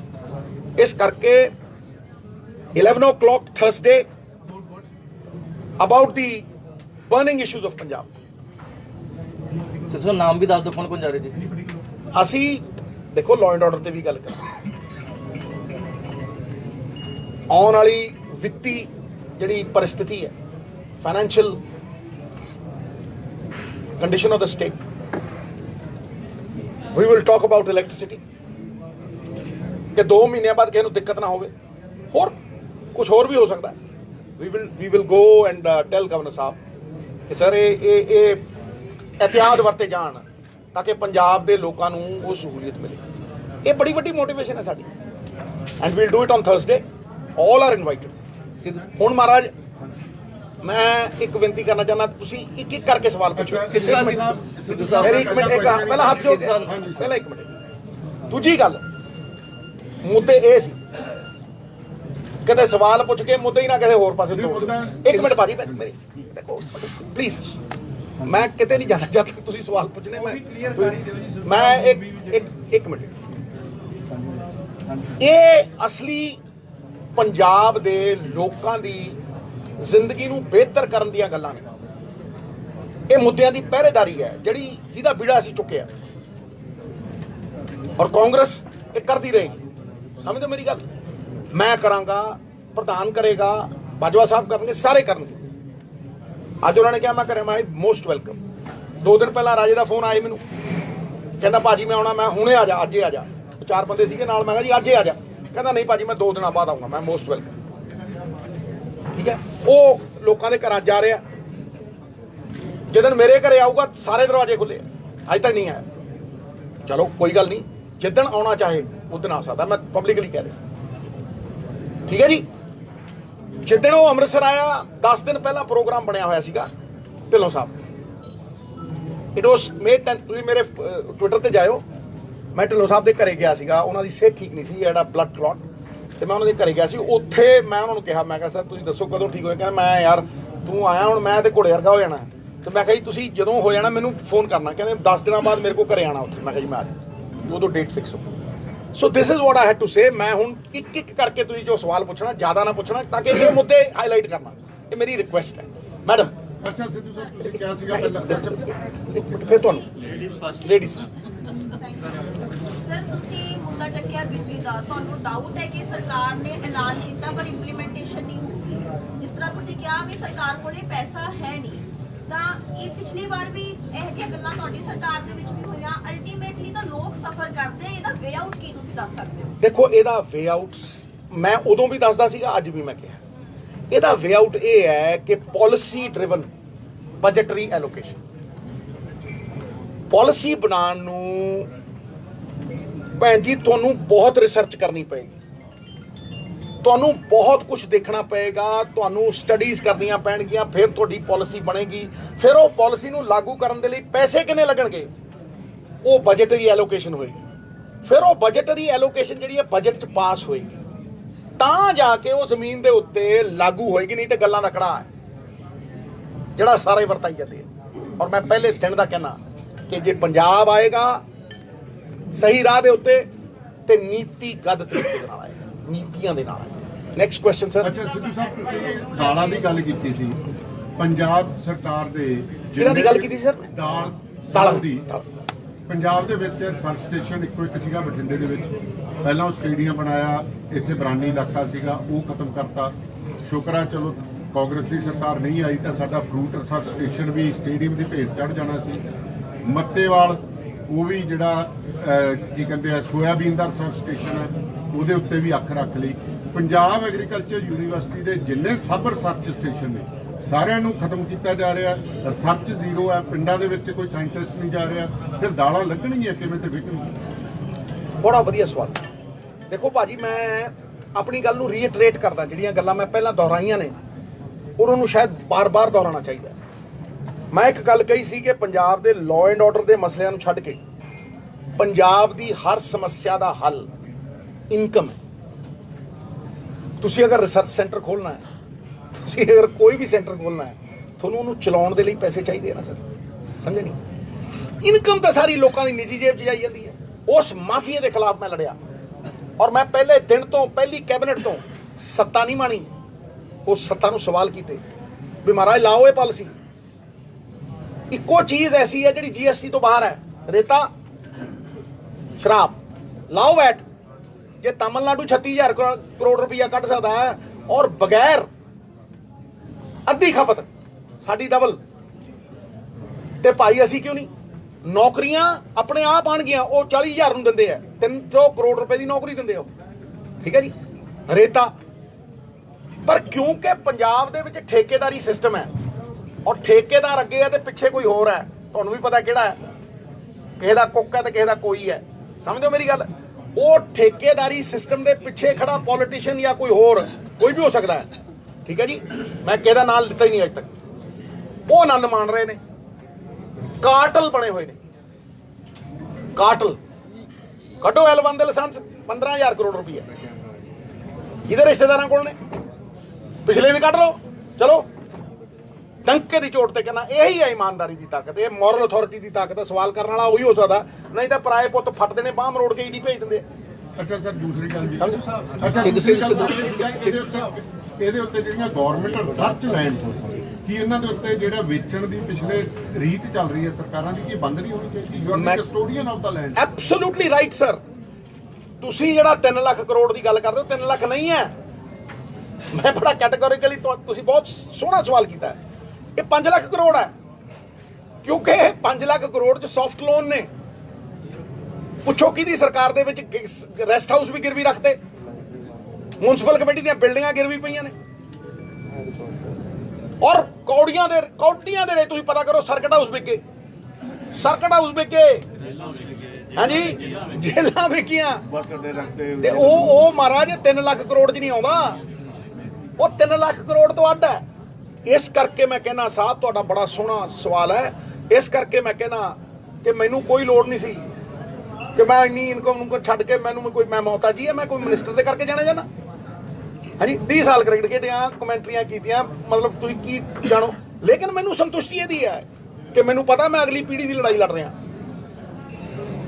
ਸਮਝੋ ਮੇਰੀ ਗੱਲ? ਔਰ ਇਹ ਬਹੁਤ ਵਧੀਆ ਸਵਾਲ ਹੈ। ਹੁਣ ਜਿਹੜਾ ਕਰਜ਼ਾ ਚੜਿਆ ਹੈ ਪੰਜਾਬ ਤੇ, ਅਸੀਂ ਰਿਕਵਰੀ ਕਰਾਂਗੇ, ਇਹਦੀ ਪੂਰੀ ਜਾਂਚ ਕਰਾਂਗੇ, ਭਗਵੰਤ ਮਾਨ ਕਹਿੰਦੇ ਨੇ। ਮੈਂ ਕਹਿੰਦਾ ਜੇ ਰਿਕਵਰੀ ਕਰਨੀ ਹੈ ਨਾ, ਮੇਰੀ ਕਮੇਟੀ ਬਣੀ ਸੀ ਜ਼ਮੀਨਾਂ ਦੱਬਣ ਵਾਲੀ, ਮੈਂ ਲੜ ਕੇ ਲਈ ਸੀ। ਸੈਂਡ ਦੀ ਕਮੇਟੀ ਮੈਂ ਲੜ ਕੇ ਲਈ ਸੀ, ਸ਼ਰਾਬ ਦੀ ਦਿੱਤੀ ਨਹੀਂ, ਕਿਉਂਕਿ ਪਤਾ ਸੀ ਸਰਦਾਰ ਪੋਤੜੇ ਖੋਲ ਦੂ, ਠੀਕ ਹੈ। ਮੈਂ ਫਿਰ ਵੀ ਖੋਲਦਾ ਰਿਹਾ। ਉਹ ਕਮੇਟੀ ਦੀ ਰਿਪੋਰਟ ਕਢਾ ਲੈਣ। ਉਸ ਕਮੇਟੀ ਦੇ ਵਿੱਚ ਦੇਖੋ, ਜਸਟਿਸ ਕੁਲਦੀਪ ਸਿੰਘ ਦੀ ਰਿਪੋਰਟ ਹੈ, 1.5 ਲੱਖ ਕਰੋੜ ਰੁਪਏ ਦੀ ਜ਼ਮੀਨ ਤਾਂ ਕੱਲੀ ਮੋਹਾਲੀ ਡਿਸਟ੍ਰਿਕਟ 'ਚ ਹੈ। 28 ਡਿਸਟ੍ਰਿਕਟ ਨੇ, ਤੇ ਕਈ ਕਿਉਂ ਜਾਂਦੇ ਹੋ? ਤੇ ਜਿਹਨੂੰ ਮੈਂ ਬਣਾ ਕੇ ਦਿੱਤੀ ਰਿਪੋਰਟ, ਉਹਦਾ ਨਾਂ ਸੀ ਵਿੱਚ, ਮੈਂ ਕਹਿ ਰਿਹਾ ਉਹਦਾ ਨਾਂ ਸੀ। ਇਹਦੇ ਮੈਂ ਤਾਂ ਨਹੀਂ ਦਿੱਤਾ ਨਾਂ ਦਿੱਤਾ ਜਸਟਿਸ ਕੁਲਦੀਪ ਸਿੰਘ ਨੇ, ਪੜ੍ਹ ਲਓ। ਹੁਣ ਜਿਹਨੂੰ ਮੈਂ ਦੇ ਰਿਹਾ, ਜਦੋਂ ਉਹੀ ਵਿੱਚ ਦੱਬੀ ਬੈਠਾ 300, ਤੇ ਇਨਸਾਫ ਕਿੱਥੋਂ ਹੋਣੇ ਆ? ਅੱਜ ਉਹ ਨਹੀਂ ਹੈਗੇ, ਅੱਜ ਉਹ ਨਹੀਂ, ਮੈਂ ਨਾਂ ਨਹੀਂ ਲੈਣੇ ਫਿਰ ਕਿਸੇ ਦੇ, ਅੱਜ ਉਹ ਨਹੀਂ ਹੈਗੇ। ਤੁਸੀਂ ਨਵੇਂ ਹੋ ਕੇ ਆਏ ਹੋ, ਠੋਕ ਦਿਓ। ਮੈਂ ਕਹਿੰਦਾ, ਮੈਂ ਵਧਾਈ ਦਿੰਦਾ। ਚੋਰ ਨੂੰ ਠੋਕਣ ਦੇ ਵਿੱਚ ਕੋਈ ਉਹ ਕਿੰਤੂ ਪਰੰਤੂ ਹੈ? ਰਗੜ ਦਿਓ। ਕੌਣ ਰੋਕਦਾ? ਮੈਂ ਨਾ ਕੌਣ ਰੋਕਦਾ? ਮੈਂ ਕਹੂੰਗਾ ਵੀ ਸਾਰਿਆਂ ਦੇ ਨਾਂ ਕਰੋ। ਖਹਿਰਾ ਸਾਹਿਬ ਵੀ ਕਹੀ ਜਾਂਦੇ ਆ, ਮੈਨੂੰ ਫੋਨ ਕਰਦਾ ਰਹੋ, ਲਓ ਕਰੋ ਲਾਗੂ ਨਾਲ ਦੀ ਨਾਲ, ਔਰ ਦੱਸੋ ਵੀ ਕਿਹੜੇ ਪਤਵੰਤੇ ਪੋਲੀਟੀਸ਼ੀਅਨ ਨੇ ਜਿਨ੍ਹਾਂ ਨੇ ਦੱਬੀਆਂ। ਸਿੱਧੂ ਸਾਹਿਬ ਹਾਈ ਕਮਾਨ ਨੇ ਸੁਨੀਲ ਜਾਖੜ ਤੋਂ ਜਵਾਬ ਮੰਗਿਆ 15 ਦਿਨ ਬੀਤ ਚੁੱਕੇ ਨੇ ਪਰ ਨੋਟਿਸ ਦਾ ਜਵਾਬ ਨਹੀਂ ਦਿੱਤਾ, ਤੁਸੀਂ ਮੁਲਾਕਾਤ ਕੀਤੀ ਕੀ? ਭਾਈ ਜੀ ਮੈਂ ਜਾਖੜ ਸਾਹਿਬ ਨੂੰ ਕਿਸੇ ਨੂੰ ਵੀ ਕਾਂਗਰਸ ਦੇ ਬੰਦੇ ਨੂੰ ਮਿਲ ਸਕਦਾ, ਇਹਦੇ 'ਚ ਨੋਟਿਸ ਕਿੱਥੋਂ ਆ ਗਿਆ? ਨੋਟਿਸ ਬਾਰੇ ਮੈਂ ਇਹੀ ਕਹਿਣਾ ਹੈ, ਬੱਸ 'ਚ ਫੱਟੀ ਲਿਖੀ ਹੁੰਦੀ ਹੈ, ਸਵਾਰੀ ਆਪਣੇ ਸਮਾਨ ਦੀ ਆਪ ਜ਼ਿੰਮੇਵਾਰ। ਤੁਸੀਂ ਗੱਲ ਤਾਂ ਕਰ ਰਹੇ ਜੀ ਸਿੱਧੂ ਸਾਹਿਬ ਸਿੱਧਾ ਗੱਲ ਕਰਦੇ ਆ। ਇੱਕ ਮਿੰਟ ਸਿੱਧੂ ਸਾਹਿਬ, ਸਰਜੀਤ ਸਿੰਘ ਧਮਾਨ ਬੈਠੇ ਨੇ, ਰਾਜਾ ਵੜਿੰਗ ਦਾ ਵਿਰੋਧ ਕੀਤਾ ਸੀ, ਪਾਰਟੀ ਤੋਂ ਬਾਹਰ ਕੀਤਾ ਸੀ, ਪਰ ਅੱਜ ਤੁਹਾਡੇ ਨਾਲ ਬੈਠੇ ਨੇ। ਦੇਖੋ ਮੇਰੀ ਗੱਲ ਨੂੰ ਸੁਣੋ, ਮੈਂ ਪਾਰਟੀ ਸੀ, 100 ਬੰਦਿਆਂ ਨੇ ਮੇਰਾ ਵਿਰੋਧ ਕੀਤਾ, ਮੈਂ ਕੁਝ ਕਿਹਾ? ਨਹੀਂ ਜੀ, ਗੱਲ ਆਪਣੇ ਆਪ- ਮੰਨਦੇ ਆ, ਸਹੀ ਮੰਨਦੇ ਹੋ। ਦੇਖੋ ਮੇਰੀ ਇੱਕ ਗੱਲ ਨੂੰ ਸਮਝ ਲਓ, ਮੈਂ ਧਮਾਨ ਨੂੰ ਇੱਕ ਐਸੈਟ ਮੰਨਦਾ ਪਹਿਲੇ ਦਿਨ ਤੋਂ। ਜਿਹੜਾ ਬੰਦਾ 3 ਵਾਰ ਐਮਐਲਏ ਬਣ ਗਿਆ, ਸਮਝਿਆ ਨਹੀਂ, ਔਰ ਜਿਹੜਾ ਬੰਦਾ ਆਪਣੇ ਸੂਬੇ ਦੇ ਵਿੱਚ, ਮੈਂ ਤੇ ਜਿਹੜਾ ਪ੍ਰਧਾਨ ਲਾਇਆ ਸੀ ਜ਼ਿਲ੍ਹੇ ਦਾ, ਮੈਂ ਤੇ ਇਹਨਾਂ ਨੂੰ ਪੁੱਛ ਕੇ ਲਾਇਆ ਸੀ, ਜਸਵਿੰਦਰ ਨੂੰ ਇਲੈਕਸ਼ਨ ਲੜਾਈ। ਵੇਖੋ ਸਵਾਲ ਇੰਨਾ ਹੀ ਹੈ ਕਿ ਤੁਹਾਡੇ ਨਿੱਜੀ ਕਿਸੇ ਨਾਲ ਡਿਫਰੈਂਸ ਹੋ ਸਕਦੇ ਆ, ਹੋਣ, ਇਹ ਡੈਮੋਕ੍ਰੇਸੀ ਦੀ ਬਿਊਟੀ ਹੈ ਕਿ ਤੁਸੀਂ ਕਿਸੇ ਨਾਲ ਤੁਹਾਡੇ ਡਿਫਰੈਂਸ ਓਪੀਨੀਅਨ, ਤੁਸੀਂ ਇੱਕ ਸੰਸਥਾ 'ਚ ਕੰਮ ਕਰਦੇ ਹੋ, ਡਿਫਰੈਂਸ ਹੋ, ਲੇਕਿਨ ਉਹਦਾ ਮਤਲਬ ਇਹ ਥੋੜਾ ਨਾ ਵੀ ਹੁਣ ਇੱਕ ਦੂਜੇ ਤੋਂ ਪਾਸੇ ਹੋ ਜਾਈਏ। ਮੈਂ ਮਿਲਦਾ ਜਾਖੜ ਸਾਹਿਬ ਨੂੰ ਮਿਲਦਾ, ਕਈ ਬੰਦਿਆਂ ਨੇ ਮੈਨੂੰ ਗਾਲਾਂ ਕੱਢੀਆਂ, ਮੈਂ ਜਵਾਬ ਵੀ ਨਹੀਂ ਦਿੰਦਾ, ਕਿਉਂਕਿ ਮੇਰੀ ਲੜਾਈ ਛੋਟੀ ਨਹੀਂ ਹੈ, ਨਿੱਜੀ ਨਹੀਂ ਹੈ, ਮੇਰੀ ਲੜਾਈ ਪੰਜਾਬ ਦੀ ਹੈ। ਮੈਨੂੰ ਮਾੜਾ ਕਹਿਣ ਨਾਲ ਮੈਂ ਮਾੜਾ ਹੋ ਜੂ? ਪੰਜਾਬ ਮਾਡਲ ਦੀ ਗੱਲ ਕਰਦੇ ਹੋ, ਪਹਿਲੇ ਦਿਨ ਤੋਂ ਸਟੈਂਡ ਕਰ ਰਹੇ ਹੋ ਪੰਜਾਬ ਜੀ ਕਿਉਂਕਿ ਫ੍ਰੈਂਕਲੀ ਇਲੈਕਸ਼ਨ ਵੇਲੇ ਤੁਹਾਡੀ ਪੰਜਾਬ ਜਿਹੜਾ ਮਾਡਲ ਸੀਗਾ ਉਹਨੂੰ ਕਾਂਗਰਸ ਨੇ ਇੱਕ ਤਰ੍ਹਾਂ ਦਾ ਰੱਦ ਕਰਤਾ। ਇਹ ਕਹਿੰਦਾ ਸੀ ਕਿ ਪੰਜਾਬ ਮਾਡਲ ਨਹੀਂ, ਕਾਂਗਰਸ ਮਾਡਲ ਲਾਗੂ ਹੋਊਗਾ।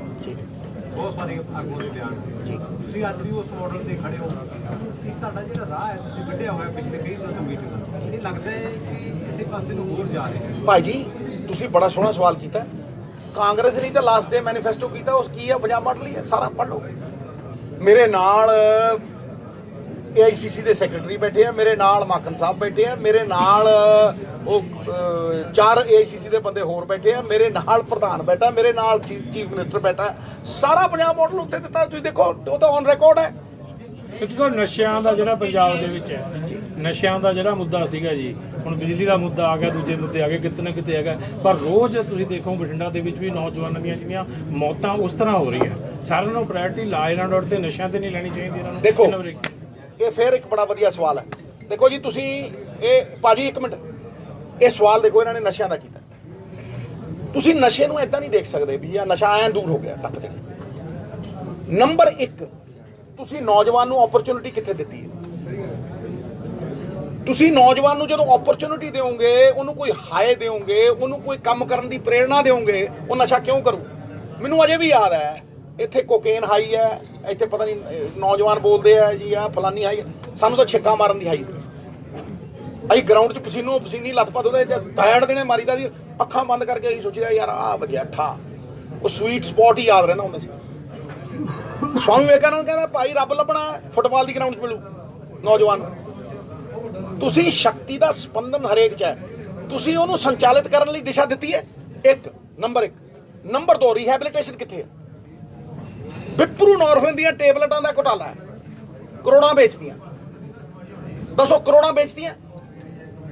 ਹਾਂਜੀ, that is not rehabilitation। ਵਿਪਰੂ ਨੋਰਫਿਨ ਨਾਲ ਕੋਈ ਰੀਹੈਬਿਲਿਟੇਸ਼ਨ ਭਾਈ, ਕੰਸਲਟੈਂਸੀ ਹੁੰਦੀ ਹੈ, ਘੰਟਾ ਗੱਲਾਂ ਕਰਦੇ ਨੇ ਨਿਊਰੋਪੈਥਸ ਨਾਲ। ਉਸ ਤੋਂ ਬਾਅਦ ਨਸ਼ੇ ਚੋਂ ਨਿਕਲਣ ਦੇ ਲਈ ਘੱਟ ਤੋਂ ਘੱਟ ਨਹੀਂ ਸਾਲ ਦਵਾਈਆਂ ਖਾ ਕੇ ਫੇਰ ਬੰਦਾ ਨਿਕਲਦਾ। ਨੰਬਰ 3 ਜੌਬ ਓਪਰਚੁਨਿਟੀਜ਼ ਕਿੱਥੋਂ ਆਉਣਗੀਆਂ? ਮੈਂ ਕਿਹਾ ਸੀ ਸਰਦਾਰ ਮਨਮੋਹਨ ਸਿੰਘ ਨੇ ਆ ਕਲਸਟਰ ਫਾਰਮ ਦੇ ਵਿੱਚ ਨੌਕਰੀਆਂ ਦਿੱਤੀਆਂ ਸੀ, ਅਸੀਂ ਕਲਸਟਰ ਬਣਾਵਾਂਗੇ। ਚੁੱਕ ਲਓ, ਮੇਰੇ ਘਰ ਦੀ ਥੋੜਾ ਨਾ ਹੈ, ਮੇਰਾ ਤਾਂ ਅਨੁਭਵ ਹੈ 18 ਸਾਲਾਂ ਦਾ। ਚੁੱਕ ਲਓ ਕਲਸਟਰਾਂ ਦੇ ਵਿੱਚ, ਦੇਖੋ ਕਿੰਨੀਆਂ ਨੌਕਰੀਆਂ ਠਾਂ ਕਰਦੀਆਂ ਮਿਲਦੀਆਂ। ਜਿਹੜੀ ਜਗ੍ਹਾ ਦੇ ਉੱਤੇ ਜੋ ਉਗਦਾ, ਜਿਹੜੀ ਜਗ੍ਹਾ ਦੇ ਵਿੱਚ ਜਿਹੜੀ ਐਕਸਪਰਟੀਜ਼ ਹੈ, ਇੱਥੇ ਕਪਾਹ ਹੈ, ਸਪਿਨਿੰਗ ਮਿਲਾਂ ਲਾਓ, ਕਲਸਟਰ ਫਾਰਮੇਸ਼ਨ ਕਰੋ, ਔਰ ਨੌਜਵਾਨਾਂ ਨੂੰ ਮੈਂ ਨੌਜਵਾਨਾਂ ਨੂੰ ਪੌਣੇ ਘੰਟੇ ਦਾ ਸੰਬੋਧਨ ਹੈ, ਚੱਕੋ ਟਵਿੱਟਰ ਦੇ ਉੱਤੇ ਦੇਖੋ 45 ਮਿੰਟ ਦਾ ਉਹ ਇੱਕ ਸੋਲੂਸ਼ਨ ਹੈ ਉਹਦੇ 'ਚ। ਲੇਕਿਨ ਪੋਲੀਟੀਕਲ ਵਿਲ ਚਾਹੀਦੀ ਹੈ, ਨੰਬਰ 1। ਨੰਬਰ 2 ਐਡਮਿਨਿਸਟ੍ਰੇਟਿਵ ਪਾਵਰ ਚਾਹੀਦੀ ਹੈ। ਸਾਨੂੰ ਤਾਂ ਪ੍ਰਧਾਨ ਹੋਣ ਦੇ ਨਾਤੇ ਬੰਦਾ ਨਹੀਂ ਲਾਣ ਦਿੱਤਾ।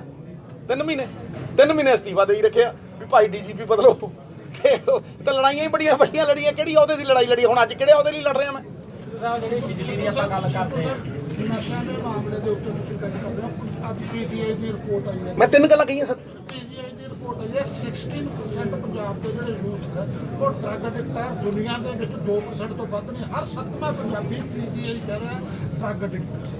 ਤੁਹਾਨੂੰ ਲੱਗਦਾ ਕਿ ਕੇਜਰੀਵਾਲ ਸਾਹਿਬ ਨੇ ਗੰਦਾ ਦਾ ਕੜਾਹ ਬਹੁਤ ਵੇਚਿਆ? ਤੁਹਾਨੂੰ ਲੱਗਦਾ ਕਿ ਇਨ ਫੈਕਟ ਇੱਥੇ ਹੁਣ ਗੰਦਾ ਦੇ ਕੜਾਹ ਦੀ ਨਹੀਂ, ਸੱਚ ਦੇ ਵਿੱਚ ਪ੍ਰੈਕਟੀਕਲੀ ਕੁਝ ਕਰਨ ਦੀ ਜ਼ਰੂਰਤ ਹੈ? ਸਰ, ਹਰ 5 ਪਿੰਡਾਂ ਦੇ ਵਿੱਚ ਖੇਡਾਂ ਦਾ ਇੱਕ ਓਪਰਚੁਨਿਟੀ ਹੋਣੀ ਚਾਹੀਦੀ ਹੈ। ਤੁਸੀਂ ਜ਼ਮੀਨਾਂ ਦੱਬੀਆਂ ਹੋਈਆਂ ਨੇ ਜਿਹੜੀਆਂ, ਵੈਸੇ ਵੀ ਸ਼ਾਮਲਾਟ ਦੀਆਂ ਜ਼ਮੀਨਾਂ ਨੇ, ਤੁਸੀਂ ਉੱਥੇ ਬੈਡਮਿੰਟਨ ਕੋਰਟ ਤੇ ਲਾਈ ਸਕਦੇ ਹੋ, ਬਾਸਕਟਬਾਲ ਕੋਰਟ ਤਾਂ ਲਾਈ ਸਕਦੇ ਹੋ, ਹੋਰ ਨਹੀਂ ਛੱਡੋ ਖਾੜਾ ਪੱਟ ਸਕਦੇ ਹੋ, ਕੌਡੀ ਮਹਾਰਾਜ ਤੁਸੀਂ ਉਹ ਸਪੋਰਟਿੰਗ ਓਪਰਚੁਨਿਟੀ ਦਿਓ, ਪਹਿਲੀ ਗੱਲ। ਨੰਬਰ 2 ਤੁਸੀਂ ਓਪਰਚੁਨਿਟੀ ਦਿਓ ਜੌਬਸ ਦੀ। ਨੰਬਰ 3 ਰੀਹੈਬਿਲਿਟੇਸ਼ਨ ਦੀ। ਨੰਬਰ 4 ਮੈਂ ਜਿਹੜੀਆਂ ਗੱਲਾਂ ਕਰਦਾ ਕਲਸਟਰ 4 ਦੇ ਵਿੱਚ ਜੌਬਸ ਦਿਓ ਨੌਜਵਾਨਾਂ ਨੂੰ। ਕਿੱਥੇ ਓਪਰਚੁਨਿਟੀ? ਕੋਈ ਵੀ talent is nothing without opportunity ਸਾਹਿਬ। ਦੇਅਰਫੋਰ ਨਸ਼ੇ ਨੂੰ ਸਿਰਫ ਇਦਾਂ ਹੀ ਨਾ ਦੇਖੋ ਵੱਡੀ ਖੋਲ ਕੇ ਨਸ਼ੇ ਰੋਕ ਦਿਆਂਗੇ, ਇਹਨੂੰ 3-4 ਪ੍ਰੋਂਗਡ ਤਰੀਕੇ ਦੇ ਨਾਲ ਤੁਸੀਂ ਦੇਖੋਗੇ ਤੇ ਫਿਰ ਨਸ਼ਾ।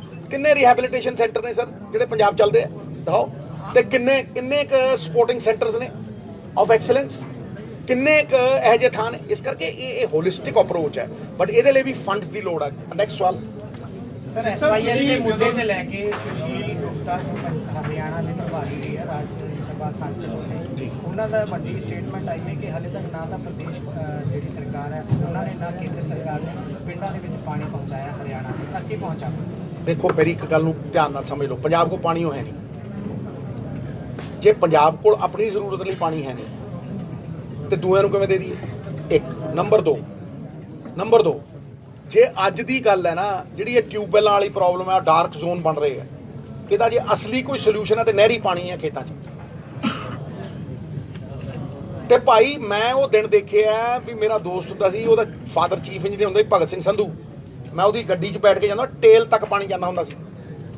ਉਹ ਐਂਡ ਦੇ ਵਿੱਚ ਜਾ ਕੇ ਜਦੋਂ ਟੇਲ ਦੇ ਐਂਡ ਤੇ ਜਾਂਦੇ ਹੁੰਦੇ ਨਾ, ਔਰ ਉਹ ਰੈਸਟ ਹਾਊਸ ਜਿਹਨਾਂ 'ਚ ਅਸੀਂ ਠਹਿਰਦੇ ਹੁੰਦੇ ਸਭ ਵਿਕੇ, ਸਭ ਵੇਚਦੇ। ਮੈਂ ਨਾਂ ਨਹੀਂ ਲੈਣਾ ਕਿਹਨੇ ਵੇਚਦੇ, ਤੁਹਾਨੂੰ ਪਤਾ ਕਿਹਨੇ ਵੇਚਦੇ, ਠੀਕ ਹੈ, ਕੌਡੀਆਂ ਦੇ ਭਾਅ ਵੇਚਦੇ। ਉੱਥੇ ਅਸੀਂ ਠਹਿਰਦੇ ਹੁੰਦੇ, ਐਂਡ ਤੱਕ ਟੇਲ ਦੇ ਪਾਣੀ ਜਾਂਦਾ ਹੁੰਦਾ ਸੀ। ਹੁਣ ਮੋਗੇ ਕਬਜ਼ੇ ਕੀਤੇ ਹੋਏ, ਕਿੱਥੇ ਨਹਿਰੀ ਪਾਣੀ। ਇਸ ਕਰਕੇ ਪੰਜਾਬ ਦੇ ਪਾਣੀਆਂ ਨੂੰ ਅਗਰ ਤੁਸੀਂ ਦੇਖਣਾ ਹੈ ਤੇ ਉਹਨਾਂ ਨੂੰ ਪੰਜਾਬ ਦੇ ਲਈ ਅਸੀਂ ਕਿਸ ਤਰ੍ਹਾਂ ਇਸਤੇਮਾਲ ਕਰ ਸਕਦੇ ਹਾਂ। ਜੇ ਕਿਸੇ ਨੇ ਲੈਣਾ ਤੇ ਰਾਇਲਟੀ ਦੇਵੇ। ਹਾਂਜੀ ਸਿੱਧੂ ਸਾਹਿਬ, ਜਿੰਨੀਆਂ ਵੀ ਹੁਣ ਤੱਕ ਤੁਹਾਡੀਆਂ ਪੰਜਾਬ 'ਚ ਮੀਟਿੰਗਾਂ ਹੋਈਆਂ ਕਾਂਗਰਸ ਲੀਡਰਸ਼ਿਪ ਨਾਲ ਜਾਂ ਐਮਐਲਏ ਨਾਲ, ਇਸ ਤੋਂ ਲੈ ਕੇ ਹੁਣ ਅਗਲਾ ਪੜਾਅ ਤੁਹਾਡਾ ਕੀ ਹੋਊਗਾ? ਕੋਈ ਪੰਜਾਬ ਲੈਵਲ ਤੇ ਕੋਈ ਵੱਡਾ ਇਕੱਠ ਜਾਂ ਹਾਈ ਕਮਾਂਡ? ਅਸੀਂ ਸਰ ਪਹਿਲਾਂ 50-50 100 ਜਿਵੇਂ ਤੁਸੀਂ ਅੱਜ ਦੇਖਿਆ ਮੋਹਤਬਰ ਬੰਦਿਆਂ ਨਾਲ ਮਿਲਾਂਗੇ, ਫਿਰ ਅਸੀਂ ਵਰਕਰ ਮੀਟਿੰਗਾਂ ਕਰਾਂਗੇ। ਨੈਕਸਟ ਗੇੜਾ ਜਿਹੜਾ ਅਗਲਾ ਆਊਗਾ ਉਹ ਵਰਕਰ ਮੀਟਿੰਗ ਹੋਏਗੀ 500 ਦੀ 400 ਦੀ ਹਰ ਥਾਂ ਤੇ। ਅਸੀਂ ਵਰਕਰ ਮਰ ਨਹੀਂ ਦੇਣਾ ਸਾਹਿਬ। ਇਹ ਤੇ ਕੁਕੜੀ ਦੇ ਫੰਗਾਂ ਵਾਂਗ ਖਿਲਰ ਜਾਣਗੇ, ਮੈਨੂੰ ਪਤਾ ਹੈ ਕਿਵੇਂ ਖਿਲਰਨਗੇ ਇਹ ਮੈਨੂੰ ਪਤਾ। ਮੈਂ ਜਾਣਦਾ ਇਹਨਾਂ ਦੇ ਪੱਲੇ ਹੀ ਕੱਖ ਨਹੀਂ। ਲੋਕ ਤੇ ਇਹ ਕਹਿੰਦੇ ਇਹਨਾਂ ਦੇ ਵੱਸਦੀ ਨਹੀਂ, ਮੈਂ ਵੀ ਕਹਿਣਾ, ਲੇਕਿਨ ਅਸੀਂ ਮੌਕਾ ਦੇਵਾਂਗੇ ਐਜ਼ ਐਨ ਆਪੋਜੀਸ਼ਨ। ਅਸੀਂ ਸਨਮਾਨ ਕਰਾਂਗੇ, ਅਸੀਂ ਹਰ ਤਰ੍ਹਾਂ ਸਹਿਯੋਗ ਕਰਾਂਗੇ। ਇਸ ਕਰਕੇ ਪਹਿਲਾ ਕੰਮ ਇਹ ਹੈ ਵੀ 100-200 ਬੰਦਿਆਂ ਨਾਲ ਮੁਲਾਕਾਤ ਆ। ਦੇਖੋ ਪਤਵੰਤੇ ਸੱਜਣ ਨੇ, ਕੋਈ MP ਹੈ, ਕੋਈ MLA ਹੈ, ਕੋਈ ਕੁਛ ਹੈ, ਠੀਕ ਹੈ, ਔਰ ਸਾਰੇ ਹੀ ਸਿਆਣੇ ਨੇ। ਉਸ ਤੋਂ ਬਾਅਦ ਅਸੀਂ ਵਰਕਰ ਮੀਟਿੰਗ ਕਰਾਂਗੇ 500 ਦੀ। ਤੇ ਮਹਾਰਾਜ ਜਦੋਂ ਹੌਲੀ ਜਿਹੀ ਠੰਡ ਆਈ, ਰੈਲੀਆਂ ਦੇਖਿਓ ਥਾੜ ਕਰਦੀਆਂ। ਕਾਂਗਰਸ ਲੀਡਰਸ਼ਿਪ ਤੋਂ ਇਹ ਸਾਰੇ ਹੀ ਨਿਰਾਸ਼ ਵੀ ਨੇ ਜੀ ਕਾਂਗਰਸ ਲੀਡਰਸ਼ਿਪ ਤੋਂ। ਕਿਸੇ ਦੀ ਟਿਕਟ ਕੱਟਦੀ, ਕਿਸੇ ਨੂੰ ਨਹੀਂ ਦਿੱਤੀ, ਜਾਂ ਕਿਸੇ ਨਾਲ ਵਿਤਕਰੇਬਾਜ਼ੀ ਹੋਈ ਆ, ਉਸ ਦਾ ਫਿਰ ਕੀ? ਨਿਰਾਸ਼ਾ ਦੇ ਵਿੱਚ ਪ੍ਰਤੀਕਸ਼ਾ ਅੰਨੇ ਦੀ ਲਾਠੀ ਸਮਾਨ ਹੁੰਦੀ ਹੈ ਮਿੱਤਰਾ। ਸਬਰ ਰੱਖੀਏ, ਵੱਟ ਦਿਆਂਗੇ ਕੱਢ। ਕਿਤੇ ਨਹੀਂ ਕਾਂਗਰਸ ਹਾਰੀ ਹੈ, ਮਰੀ ਥੋੜਾ ਨਾ, ਬਰਫ਼ ਦੀ ਡਲੀ ਹੈ, ਕੋਈ ਪਿਘਲ ਜੂ।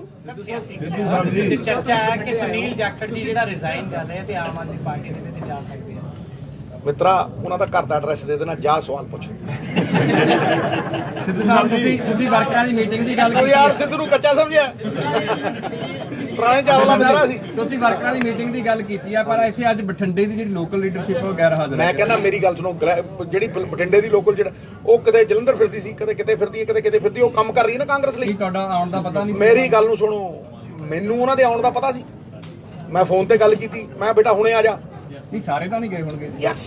ਦੇਖ ਮੇਰੀ ਗੱਲ, ਸਾਡਾ ਕੋਈ ਧੜਾ ਹੀ ਨਹੀਂ, ਸਾਰੇ ਕਾਂਗਰਸੀ ਅੱਡ-ਅੱਡ ਕੰਮ ਕਰ ਰਹੇ ਨੇ।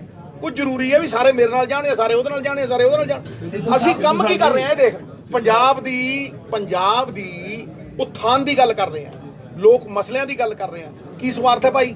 ਇੱਕ ਮੰਚ ਤੇ ਵੀ ਇਕੱਠੇ ਹੋ ਸਕਦੇ। ਮੈਂ ਕਿਹਾ ਬਿਲਕੁਲ ਹੋਵਾਂਗੇ, ਕੌਣ ਨਹੀਂ ਇਕੱਠਾ ਹੋਊ? ਜਿੱਦਣ ਉਹਦੀ ਉਹ ਹੋਊਗੀ ਮੈਂ ਸਭ ਤੋਂ ਅੱਗੇ ਖੜਾ ਹੂੰ। ਜਿੱਦਣ ਇਲੈਕਸ਼ਨ ਸੀ ਉਹਦੀ ਕੌਣ ਖੜਾ ਸੀ ਇੱਥੇ 75-25 ਵਾਲੀ 'ਚ? ਦੇ ਜਵਾਬ ਮਿੱਤਰਾ, ਪੁੱਛਦਾ ਹੀ ਜਾਣਦਾ ਕਿ ਦੇਣਾ ਜਾਣਦਾ ਹੈ?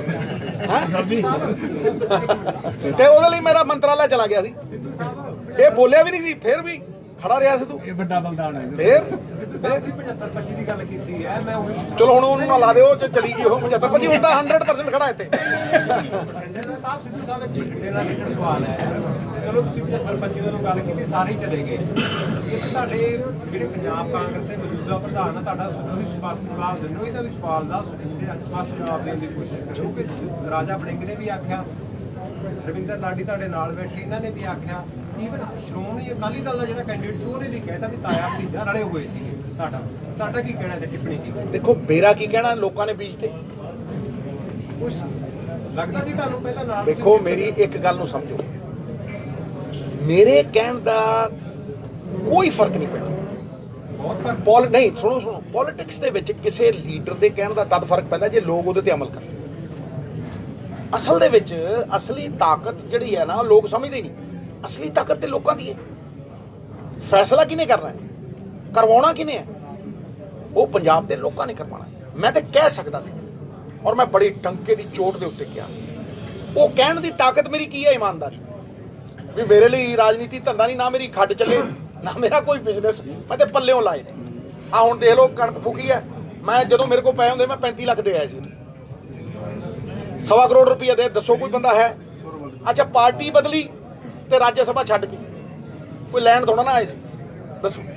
ਇਸ ਕਰਕੇ ਅੱਜ ਵੀ ਇਹ ਸਾਰੇ ਬੰਦੇ, ਕਾਲੜਾ ਸਾਹਿਬ ਥੋੜਾ ਲੇਟ ਆਏ ਆ, ਇਹ ਸਾਰੇ ਬੰਦੇ ਅੱਜ 20-25 MLA ਆ ਇੱਥੇ ਜਿਹੜੇ MLA ਦੇ ਇਲੈਕਸ਼ਨ, ਇਹ ਸਾਰੇ ਬੰਦੇ ਪੰਜਾਬ ਖਾਤਰ ਖੜੇ ਆ ਮਹਾਰਾਜ। ਤੇ ਜੇ ਅਸੀਂ ਪੰਜਾਬ ਖਾਤਰ ਖੜਾਂਗੇ ਤਾਂ ਹੀ ਸੱਤਾ ਲੈ ਸਕਦੇ। ਸੱਤਾ ਲੈਣ ਲਈ ਨਹੀਂ ਖੜੇ, ਸੱਤਾ ਲੋਕਾਂ ਦੀ ਜ਼ਿੰਦਗੀ ਬਦਲਣ ਲਈ, ਗੱਪਾਂ ਮਾਰਨ ਲਈ ਨਹੀਂ, ਗੱਲਾਂ ਦੇ ਕੜਾ ਲਈ ਨਹੀਂ। ਲਾਸਟ ਕੁਐਸਚਨ ਪੰਜਾਬ ਕਾਂਗਰਸ ਦੇ ਨਿਰਦੇਸ਼ ਤੇ ਕਰ ਰਹੇ ਹੋ ਕਿ ਆਪਦੇ ਲੈਵਲ ਤੇ ਕਰ ਰਹੇ ਹੋ? ਮੇਰੀ ਗੱਲ ਨੂੰ ਸੁਣੋ, ਹਰ ਚੀਜ਼ ਜਿਹੜੀ ਹੈ, ਕੋਈ ਮੈਨੂੰ ਐ ਦੱਸੋ 57 ਸਾਲ ਦੀ ਉਮਰ 'ਚ ਕੋਈ ਬੰਦਾ ਨਿਆਣਾ ਹੁੰਦਾ? ਮੈਨੂੰ ਐ ਦੱਸ, ਜਦੋਂ ਅਸੀਂ ਆਪੋਜੀਸ਼ਨ ਨੂੰ ਜਵਾਬਦੇਹੀ ਬਣਾ ਰਹੇ ਹਾਂ, ਪੰਜਾਬ ਦੇ ਮੁੱਦੇ ਚੱਕ ਰਹੇ ਹਾਂ, ਅਸੀਂ ਪੰਜਾਬ ਦੇ ਵੀ ਭਲੇ ਲਈ ਕਰ ਰਹੇ ਹਾਂ, ਕਾਂਗਰਸ ਦੇ ਵੀ ਭਲੇ ਲਈ ਕਰ ਰਹੇ ਹਾਂ। ਇਦਾਂ ਹੀ ਉੱਠੂ ਕਾਂਗਰਸ, ਘਰੇ ਬਹਿ ਕੇ ਤੇ ਨਹੀਂ ਉੱਠਣੀ। Thank you. ਦੇਖੋ ਮੈਂ ਕਿਹਾ ਸੀ ਜਦ ਤੱਕ ਤੁਹਾਡੀ ਤਸੱਲੀ ਨਹੀਂ ਹੁੰਦੀ ਮਹਾਰਾਜ, ਉਦੋਂ ਤੱਕ ਨਹੀਂ ਹਿੱਲਦਾ। Thank you.